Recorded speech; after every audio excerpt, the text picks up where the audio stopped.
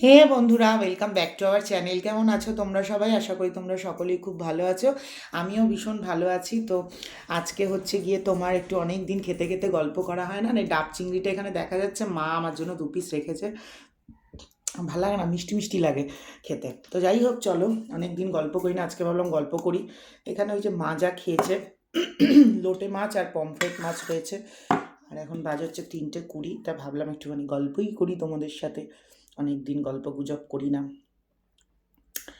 আহহহো, শীতকালে আর ভাল লাগে না গো খাইতে, এই সব ঠান্ডা ঠুন্ডি হয়ে যায়, পোষায় না।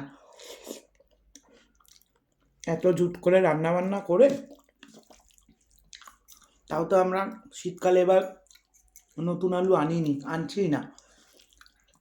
নতুন আলু আনলে তো আরও জ্বালা, সব পুরো শক্ত কাঠের মতো হয়ে যায়, আমার জন্য নতুন আলু খেতে ভালো লাগে না। সবজি দিয়ে লোটে মাছের ঝোল। যাই হোক, thank you so much. Last 2-3 দিন ধরে যা ভিডিও দিয়েছি তাতে পজিটিভ কমেন্ট করার জন্য, বিশেষ করে যেদিন আমি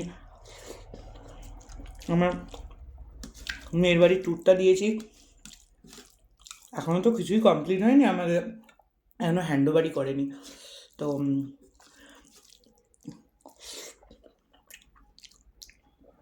এত অ্যাপ্রিসিয়েট করার জন্য আমার সেদিনকের ভিডিওর কমেন্ট বক্সটা দেখলে সত্যি বোঝা যায় পৃথিবীতে এখনও 70% মানুষ ভালোই আছে। তাই জন্য পৃথিবীটা এখনও ব্যালেন্সড, সুন্দরভাবে চলছে, নইলে কবে ভেঙে ভুঙে ধ্বংস হয়ে যেত।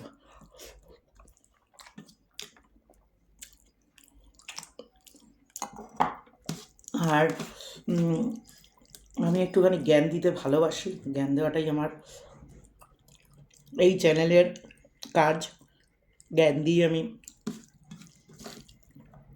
এই মেয়ের বাড়িটুকুনি করতে পেরেছি, এই জ্ঞানটা তোমাকে চালিয়ে যেতেই হবে।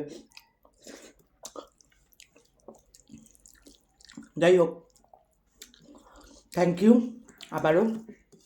প্রচুর মানুষ, আমি যে বলেছিলাম আমার ওই জায়গাটার নামকরণ করতে, প্রচুর মানুষ বলেছ, অনেক অনেক অনেক সাপোর্ট করেছ। খিদে পেয়ে গেছো, তাই গপ গপ করে একটু খেয়ে নিলাম। এবার আসি আসল কথা। আগের দিনের ওই ভিডিওটাতে প্রচুর কমেন্ট এসছে, ঠিক আছে। আর আমি যদি কোনো ভিডিওতে বলি যে এই বিষয়টা নিয়ে আগামী দিন আমি আর কখনো কোনো কথা বলবো না, মানে আমি বলবো না। এটা তোমরা হয়তো দেখেছো যে যেটা আমি বলে দিই যে এই বিষয়টা নিয়ে আমি আর কোনো দিন কথা বলবো না, আমি বলবোই না। তো আজকেও আমি কিছু বিষয় নিয়ে কথা বলবো, সেই বিষয়টা নিয়ে ভবিষ্যতে আর কোনো দিনও কথা বলবো না। এটা হচ্ছে আমরা মজার ছলেই বলি নাকি।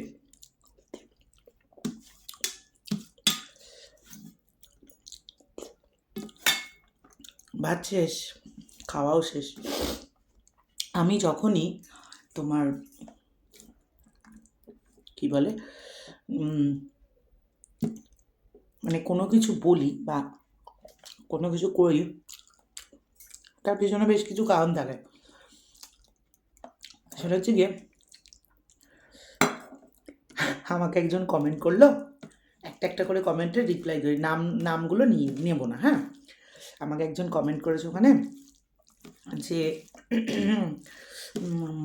তুমি তো তোমার বাড়িটাকে মানে ফ্ল্যাটটাকে আশ্রম বানিয়ে দিয়েছো, তা কি বানালে আপনি খুশি হতেন?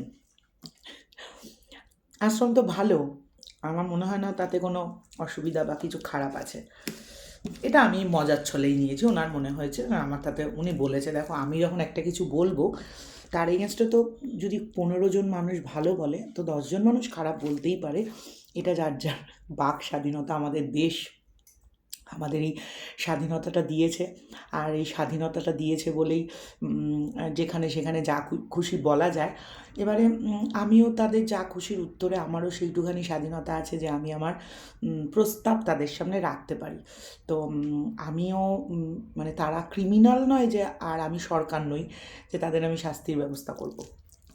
তো আমি নর্মাল একটা আমার কি বলবো, তারা যেগুলো বলেছে তার এগেনস্টে আমার কথা বলতে চাই।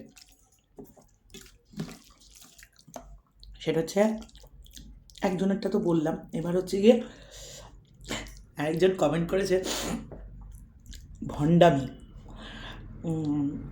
নাটক, এই কমেন্টগুলো কমন ছিল। ভণ্ডামি, নাটক, ঠাকুর নিয়ে খেলা, বেশি বাড়াবাড়ি দেখানো, হ্যাঁ না তেনা নানান রকম। কেউ আবার বলছে ঠাকুর নিয়ে রয়েছে তাই বেশি কিছু বলবো না, ভণ্ডামি, নাটক, কেটে পড়ি ভাই। এবার একটা কথা বলি, কিছু কিছু ভণ্ডামিতে না এত মজা আছে, যতক্ষণ তুমি বা তোমরা সেই ভণ্ডামিটা না করবে ফিলই করতে পারবে না। যেমন ধরো, তুমি করেই বলছি, ধরো তুমি যখন ছোটো ছিলে, লাইফে কোনো টেনশন ছিল তোমার? বাবা মা পটি করে দেবে, বাবা মা হিসু করে দেবে, পটি করে দিলাম, হিসু করে দিলাম, বাবা মা পরিষ্কার করে দেবে। কোনো গণ্ডগোল পাতালে বাবা মা ম্যানেজ করে দেবে, মানে সবটাই বাবা মা। এই যেমন আমাদের মেয়ে মোমো, বা ধরো যে কোনো বাড়ির বাচ্চা, কোনো টেনশন আছে ওদের, ওই পরীক্ষার সময় পড়াতে হয়, আমরা টেনশন ঢুকাই। তাও 6-7 বছরের বাচ্চার মাঝে টেনশন নেই, পড়তে হয় পরে, পরীক্ষায় যা ইচ্ছায় লেগে পাস করলে করলো, না করলে না করলো, খারাপ রেজাল্ট করলে বাবা মা 2-4 ঘা মারলো, কিছুক্ষণ পরে ভুলে গেল। এটা হচ্ছে বাচ্চাদের নেচার, মানে আমরা বাবা মার উপরে প্রচণ্ড পরিমাণে নির্ভরশীল, ওটা ছাড়া আমাদের জীবনের কিচ্ছু নেই। এবার ধরো তুমি যে কমেন্টটা করেছ, ধরো তোমার বাবা বা তোমার মা একটা বাড়ি বানাচ্ছে বা কিছু একটা কিনছে, পয়সাটা তাদের, পরিশ্রম তাদের, সবই তাদের, হবেও তাদের নামে। তোমাকে বললো ছেলে বা মেয়ে মাঝে মাঝে গিয়ে একটু দেখে আসিস, তোমার কাজ একটু মাঝে মাঝে যাবে, দেখবে কী হচ্ছে না হচ্ছে, এবার চলে আসবে বাড়িতে, কোনো টেনশন নেই। টেনশন তো যা করার বাবা মা করে দিচ্ছে, ইজি হয়ে গেল। একদম বানা হওয়া জিনিস তুমি ভোগ করবে, এটা সবাই করে। আমার মাও বাড়ি করেছে, কষ্ট করেছে, আমি ভোগ করেছি, ভবিষ্যতে করব, বা আমি আজকে যেইটুখানি করছি, নীলাদ্রি করছি, আমার মেয়ে ভোগ করবে, এটাই নিয়ম। তো মেয়ের কোনো চিন্তা আছে? আমার মা যখন বাড়ি করছিল আমার কোনো চিন্তা ছিল না। এবার তোমরা তো বা আমরা তো আমাদের বাবা মার ওপর সমস্ত কিছু যখন ছেড়ে দিই, আমাদের কোনো টেনশন থাকে না। এবার আমি যদি ওই টেনশনটা না নেওয়ার জন্য ভণ্ডামি করে সবটা তার উপর ছেড়ে দিই, অসুবিধা কোথায়? আমি ভাই অত টেনশন নিতে পারবো না। আমার তোমার নামে জিনিস করছি, তোমার মতো করে করছি, তোমার জিনিস তুমি বুঝে নাও, তুমি করে নাও, তোমার মতো দাঁড় করিয়ে নাও, আমার শুধু যা কাজ করার আমি করে যাব, বাদ বাকিটা তুমি দেখে নাও। এই যে কি রিল্যাক্স, এই যে কি স্যাটিসফ্যাকশান, এই যে এই ভণ্ডামির যে কি আনন্দ, কি মজা, এই ভণ্ডামিটা তুমি যতক্ষণ না করবে তুমি তো বুঝতেই পারবে না। মানে কোনো টেনশান নেই, বিন্দাস, এই নজর লেগে যাবে। কেউ বলছে করলে তো ভালো, কিন্তু যদি ভোগ করতে পারবে না, পারবো না আমি ভোগ করতে, পরবর্তী প্রজন্ম ভোগ করবে। যদি মনে হয় যে কখনো যদি এরকম হয় ওটা হলো না, চলে গেল, যাবে তার জিনিস, এই এই এই যে ব্যাপারটা, তোমার জিনিস তুমি তোমার মতো করে নাও, আমি তো শুধু আমার কাজ করবো, এটা যতক্ষণ তুমি কোনো কিছুতে না করবে ফিল করতে পারবে না। এটা হচ্ছে গিয়ে ভণ্ডামি বলতেই পারো। তো এই ভণ্ডামিটাকে যতক্ষণ না মানুষ অ্যাপ্লাই করবে ততক্ষণ স্বাদটা বুঝবে কী করে। আর এবার আবার অন্য পথে চিন্তা করো, এই ভণ্ডামিটা করে আমি যদি ভালো থাকতে পারি, আমি শান্তিতে থাকতে পারি, কার ক্ষতি তো করছি না, খারাপ কিছু তো বলছি না, গালাগাল দিচ্ছি না, খারাপভাবে কন্টেন্ট বানাচ্ছি না, ভণ্ডামি করছে, আমি মাথা নিচু করে মেনে নিলাম, আমি এই ভণ্ডামিটা করে ভালো আছি, ভীষণ ভালো আছি। আমি চাই তুমি এই ভণ্ডামিটা একবার করে দেখো, দেখবে তুমিও ভালো থাকবে। এবার হচ্ছে গিয়ে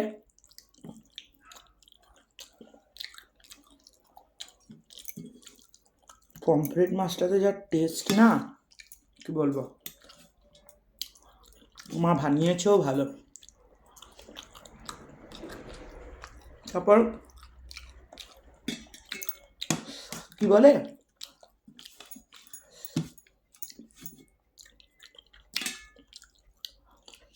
খেয়েই যাচ্ছি, কি বলবো।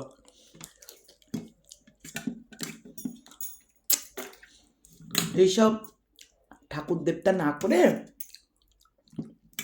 স্বামীর সেবা করো, মানুষের সেবা করো, অনেক ভালো হবে।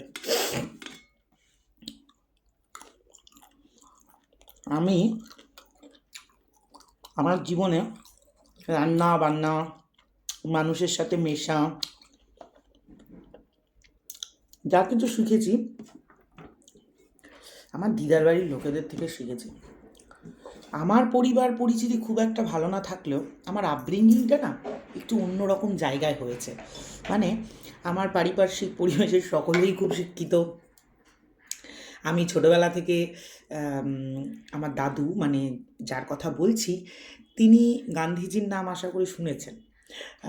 তিনি তার সান্নিধ্য পেয়েছেন, নেতাজির পা ছুঁয়ে প্রণাম করেছেন।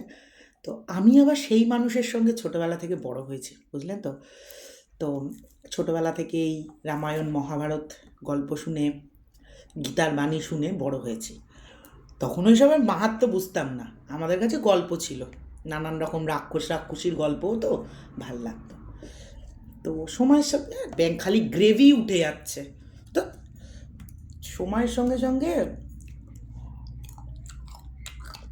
বুঝতে পেরেছি। তো আমার দিদাবাড়িতে না পাশে একটা রিক্সা স্ট্যান্ড ছিল। ওই রিক্সা স্ট্যান্ডে লোকেদের গরম লাগবে বলে, গরমে জল খেতে আসবে বলে, গরমকালে ফ্রিজে 3-4 বোতল এক্সট্রা জল ঢোকানো থাকতো, তারা এসে ঠান্ডা জল খেতে পায়।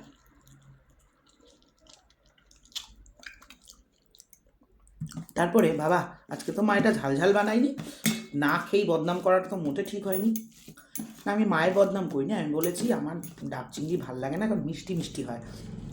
মা ঝাল ঝাল করেছে, ভাল লাগছে খেতে। তো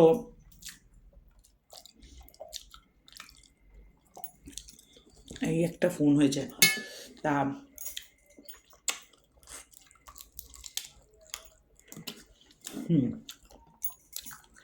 তারপরে এই যে রিক্সা স্ট্যান্ডের বিশ্বকর্মা পুজো বলো বা যে কোনো অনুষ্ঠানে নিজের বাড়ির কাঁসার বাসন লোককে দিয়ে দেওয়া, এইসব দেখে আমি ছোটোবেলা থেকে মানুষ হয়েছি। আমার মানুষকে ভালোবাসা, আমার দিদাবাড়িতে না যিনি কাজ করতেন মনামাসি, তিনি একজন মুসলিম ছিলেন। তিনি যেখানে থাকতেন আমরা বলতাম ওটাকে লাইন বাড়ি, কারণ লাইন দিয়ে প্রচুর ঘর ছিল, সবাই মুসলিম ছিলেন ওখানে, এখনও আছেন। তা সন্ধ্যেবেলা আমার দিদাবাড়িতে যেহেতু মনামাসি মানে তাদের দিদি কাজ করতো, তাদের 4-5টা বোন, বড় বড় বোন, তাদের ঘরে ছেলেপিলে আছে, তারা সকলে মিলে প্রায় 10-12 জন লোক আমার দিদাবাড়িতে চলে আসতো টিভি দেখতে, সন্ধ্যাবেলা সিরিয়াল দেখতে। জন্মভূমি হতো না, ধরো আমার কাকি সেদিনকে বেগুনি ভাজছে মুড়ি দিয়ে খাবে বলে, ওই 10-12 জন লোকের জন্যই কিন্তু বেগুনি ভাজা হতো। তো আমি এই রকমভাবে দেখেছি মানুষের জন্য কিভাবে করতে হয়, বা স্ট্যান্ডার্ডিটি মেনটেন করে নিয়েও কাজ করে, বা লাইন বাড়িতে থাকে তাদের বাড়িতে ঢুকতে দেবো, বসতে দেবো, কিছু নিয়ে যায়। আমি ছোটোবেলা থেকে এগুলো দেখিনি, কারণ আমি নিজেই তাদের বাড়িতে মানুষ হয়েছি। তাই মানুষকে ভালোবাসতে শেখানো আমার মনে হয় না আমার আপনার থেকে এটা শিখতে হবে। আমি জানি কোন মানুষকে ঠিক কতটা সম্মান করতে হয়, কাকে ঠিক কতটা ভালোবাসতে হয়। আমার এটা শেখার দরকার নেই, অন্তত এই বয়সে এসে। আর এটা মনে আমি ভালোই জানি। আর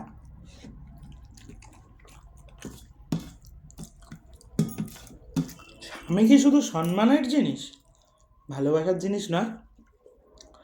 আর সম্মানটা ঠিক কীভাবে করব আপনাদের সামনে, মানে যারা আমার ভিডিও দেখছে তাদের সামনে পায়ে জল ঢেলে চুরু দিয়ে পরিষ্কার করে সেই জলটা খেয়ে বলবো আমি পত্নীব্রত, পতিব্রতা, আমি পতিব্রতা নারী এরকম বলে আমি স্বামীকে সম্মান দেখাবো?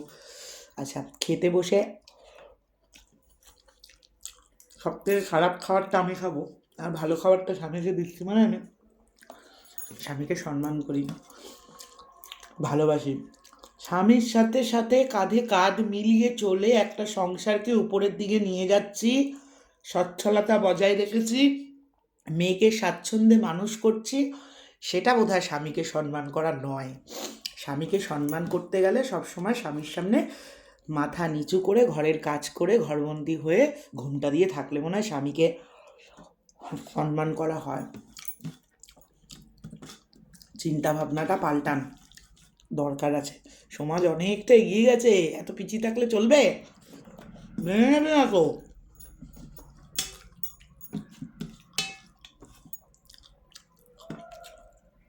এবার হচ্ছে, অনেকক্ষণ হয়ে গেল, লাস্ট কথাটা বলি।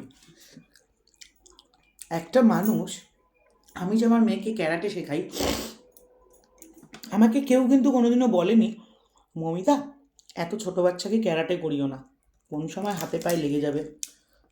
বা আমার মেয়ে ধরো নাচ শিখতো, কেউ বলতো না মমিতা নাচ করিও না, পড়াশুনোতে ক্ষতি হয়ে যাবে। কিন্তু যখনই আমি মেয়েকে পুজো করাই, ভক্তি শেখাই, অনেকে আমাকে কমেন্ট করে এত ছোটো বয়সে এইসব শিখো না। এইসবটা কি, আমি কি খারাপ কিছু শেখাচ্ছি? ঠিক তেমন আমি যদি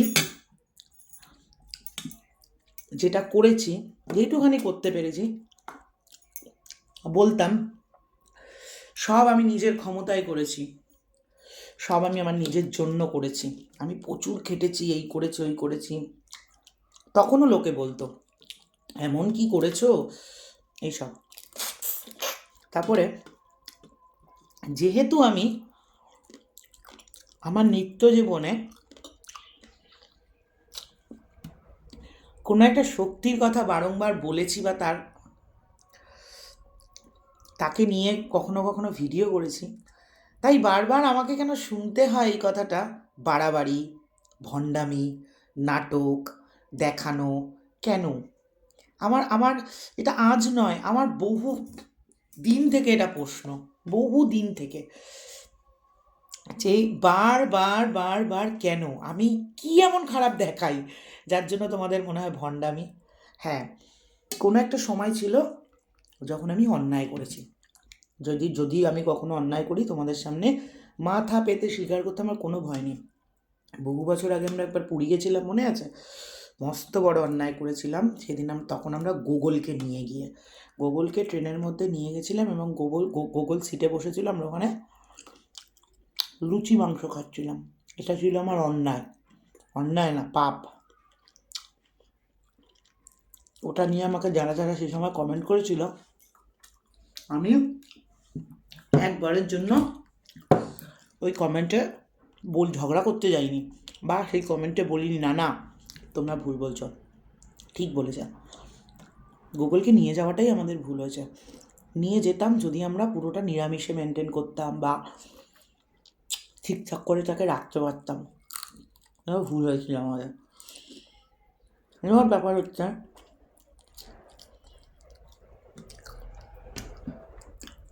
আমি প্রচুর মুসলিমদের ভিডিও দেখি, প্রচুর। তো সেখানে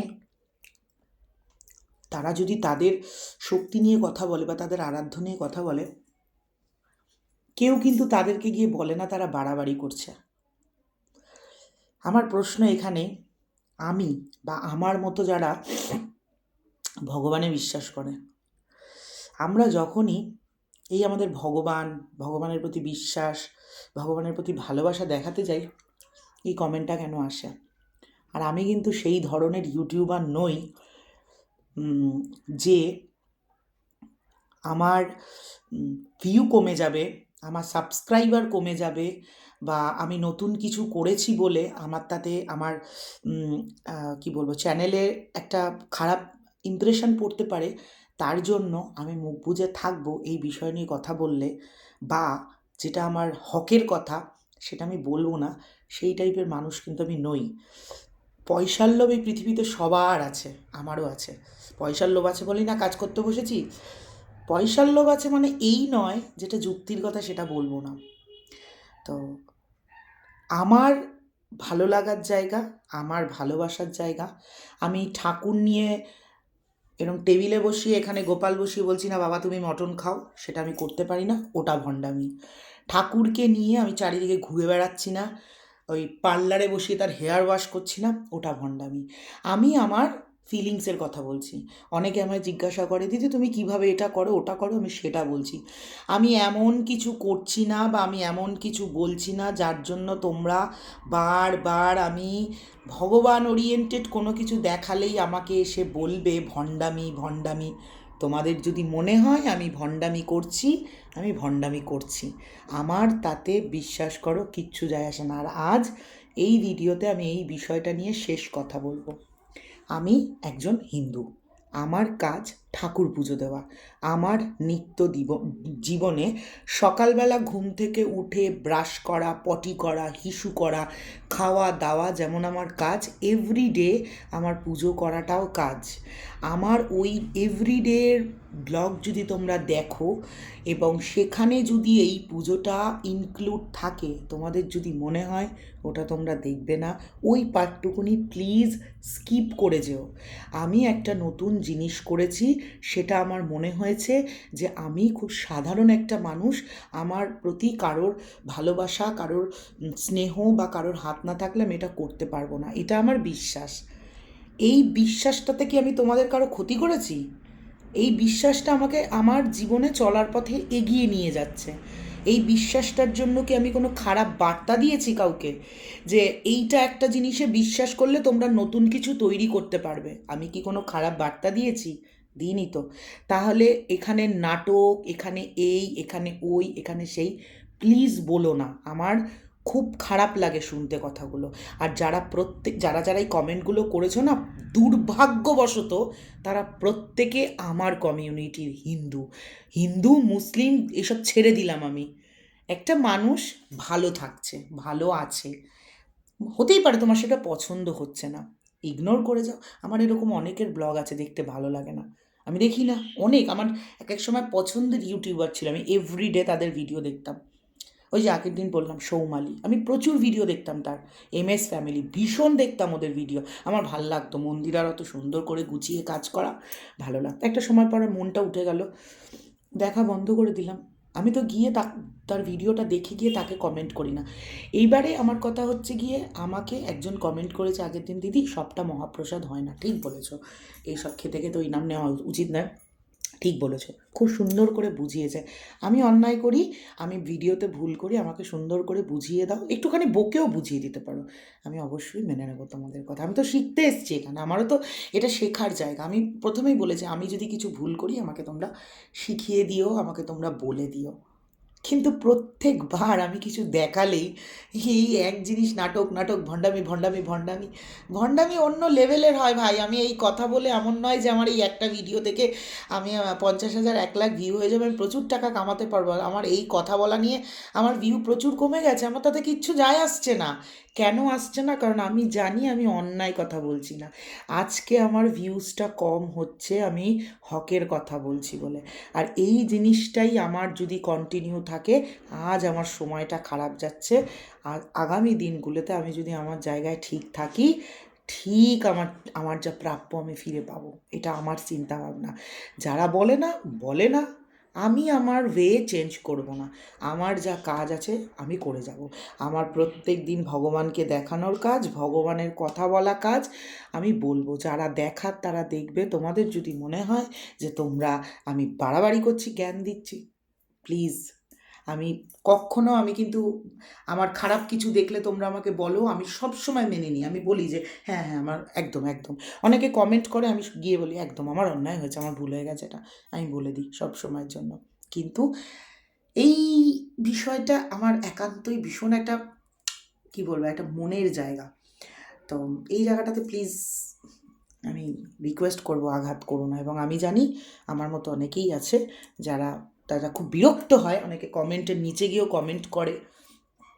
যাই হোক, পাশে থাকো, সঙ্গে থাকো, ঠাকুর যদি চান।